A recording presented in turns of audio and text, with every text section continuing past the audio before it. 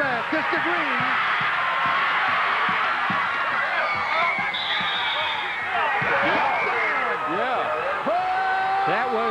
That was a phenomenal job of getting the ball over the line.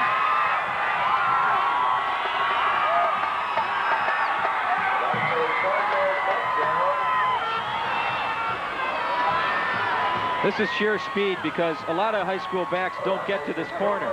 A lot of backs get caught right there. So he's caught by the second man, that's Bremer.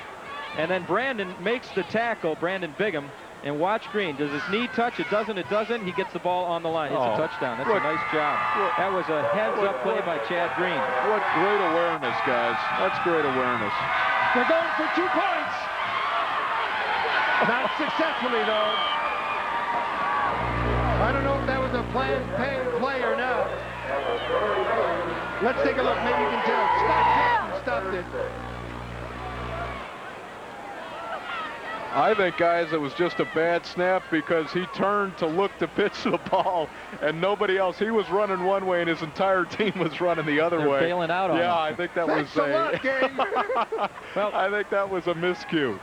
The snap aside, earlier in practice this week, I saw this Hallam kid put the ball through from about 40 yards. He does have a pretty good leg. Tom is ticked off, and he is letting the officials know how he feels. Well, Euclid in their 3 non-conference games had tight contests, but they were pretty solid performances in them. In the non-conference games for Mentor was beat. Their only loss this year was Austintown Fitch, and a lot of people say that Austintown Fitch really handled them very well in that game. And Mentor made a lot of miscues, a lot of mistakes. And tonight, offensively, they've done a great job. They really have. Bob Hallen will be kicking off. The deep people, as you see, get warming up. Just come back in is Yursich for Euclid. We've got Pepe Pearson and Rashawn Junigan. Pepe on the far side and a whistle. I think it's going to be an offside against Mentor. Very impressed with Mentor's offense in general. It's well balanced. It's when you almost mark like a it pro off, offense. That's against the Cardinals. 5 yards. They're going to move back. It's a procedure call. The scoring drive. Talk about possession. 9-10. So that's half the quarter. Both teams have put on 13-play drives. Euclid for their only score, and then the Cardinals here. But Mentor getting those 2 big plays. We've talked about them before, and they may end up being the difference in this game. That return, and again, the touchdown run by Chad Green. We said going in, Mentor has got the big weapon in Green. Euclid has 2 weapons, but so far Euclid has not really been able to get Pepe Pearson on track. Well, I think you've got to applaud the defense for Mentor for that Pepe not being able to get on track. We'll try it again now. Bob Helen. Good high kick. It takes a bounce and is going to die at the 21. Picked up by Pepe, and he takes it to the about 32-yard line, goes out of bounds, and Euclid will take over from that point with but a very short 26 seconds to go in the first half, and they're down by 7, 13-6. A very unfamiliar feeling here at Sparky DiBiasio Stadium for the fans. And as you mentioned, this whole side here, the Euclid side, is filled, and almost all of the Mentor side. But there's a look at some of the Cardinal fans that made the trip over from Mentor, and they're looking like the Ohio State football fans, aren't they, with the scarlet and the gray. Well, I'll tell you what. Ohio State fans can't be any more rabid than they are here at Mentor. Oh! Yursich is cut at the 22-yard line by Chris Nuomo. What a great job by the senior 2-year starter. And it looks like Euclid will just end up the half. That would have been the last play of the half. Good job by Chris. He's got great quickness off the ball. They do take a timeout, all right? Timeout, Euclid, John.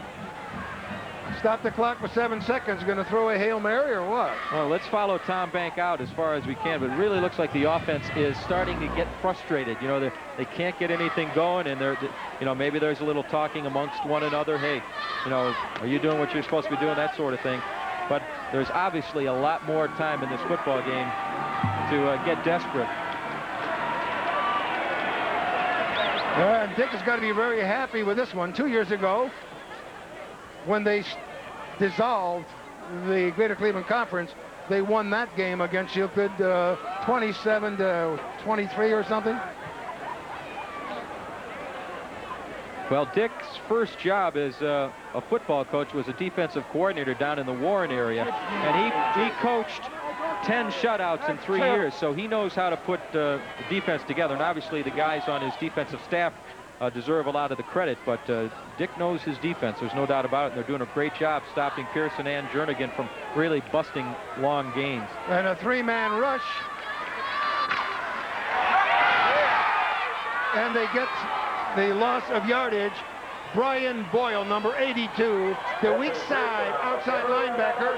That ends the first half with Mentor, the visitors, on top by 7, 13-6. Great first half of football, and I think many of the fans are going to be in a little bit of shock. They just never expected this, because Euclid is averaging over 30 points a ball game, has only been able to generate 6 in the first half. Across the way, getting ready to entertain you, the red-clad Fighting Cardinals marching band under the direction of Byron Hunsicker, and the announcer will be Pat Connors. So let's go down and enjoy the Fighting Cardinals marching band. Pride of Lake County, the 1991-92 edition of the Fighting Cardinal Marching Band, under the direction of Byron Hunsicker and Diane Lefkowitz. For your halftime entertainment, the band will open with Land of Make-Believe, featuring Lana Oinanen on trumpet.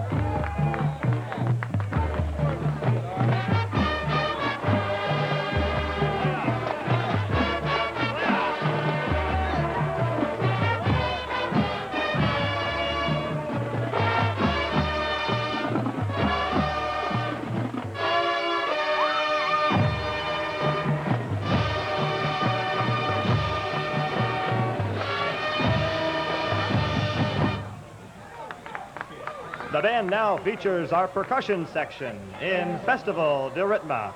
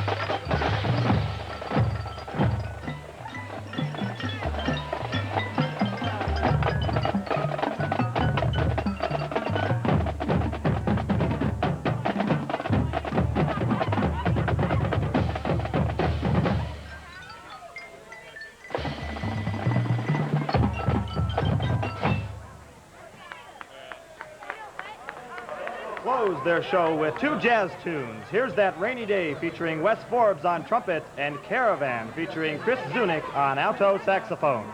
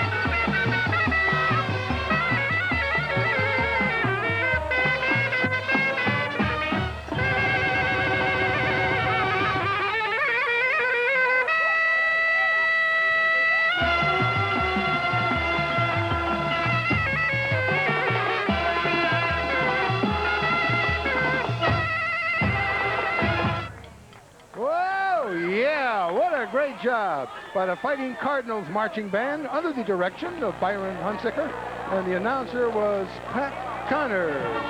Just absolutely great choreography, and what a great sound. Cardinal Marching Band.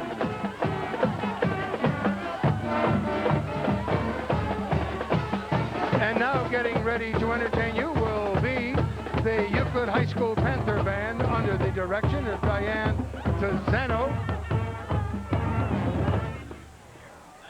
And I see them at the north side and the south side and a little bit on the west side and a few on the east side. Let's go to the announcer now, Jim Smith. Ladies and gentlemen, under the direction of Diane Tizano, Assistant Director Lisa Chesser, and Auxiliary Director Kathleen Pierce, Euclid High School proudly presents the Euclid Panther Marching Band. The band now salutes you under the direction of Junior Field Commander Adam Van Ho, Senior Field Commander Eric Carlson, with Majorette Captain Chrissy Zavnoska and Flag Corps Captains Melissa Perry and Patty McGordy. Tonight, the band premieres its senior show, written and directed entirely by the awesome seniors from the class of 1993. The band enters the field to the intricate and powerful drum break composed by sophomore percussionist Josh Free and freshman percussionist Joe Tomino, directed by percussion section leaders Casey Kleckner and Stephen Caldwell.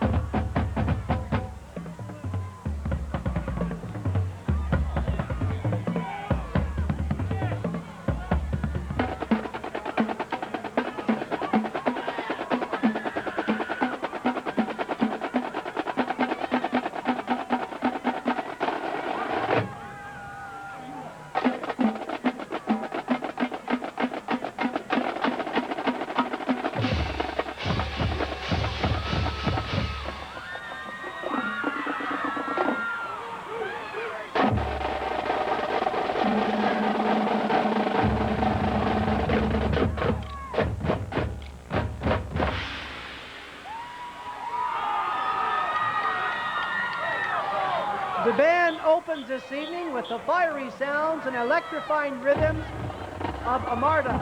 The show designed was written and directed by Senior Flag Corps member Katie Patterson, with auxiliary choreography by Senior Flag Corps Captain Melissa Perry.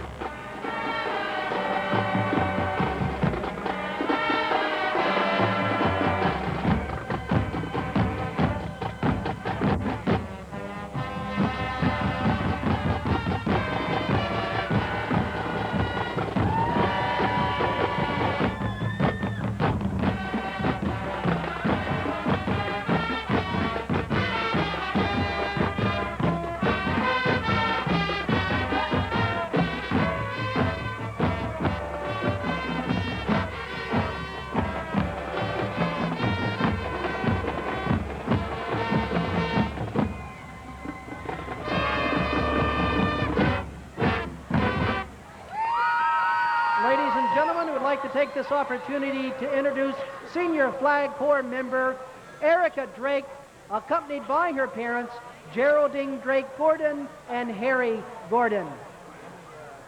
Next, the band brings you the magnificent sounds and the climactic themes from the famous Ode to Joy from Beethoven's well-known Ninth Symphony. The show design was written and directed by Senior Clarinet Squad Leader Joyce Ashman and Senior Clarinet Section Leader Maria D'Amico.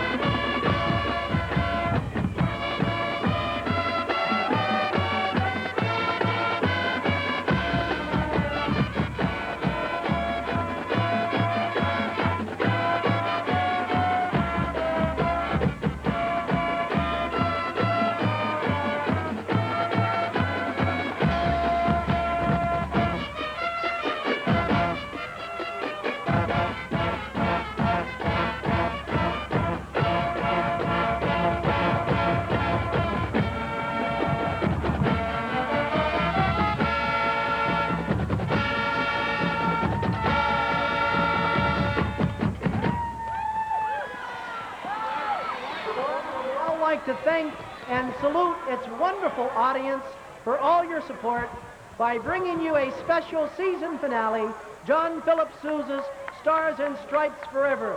The show design was written and directed by Senior Field Commander Eric Carlson.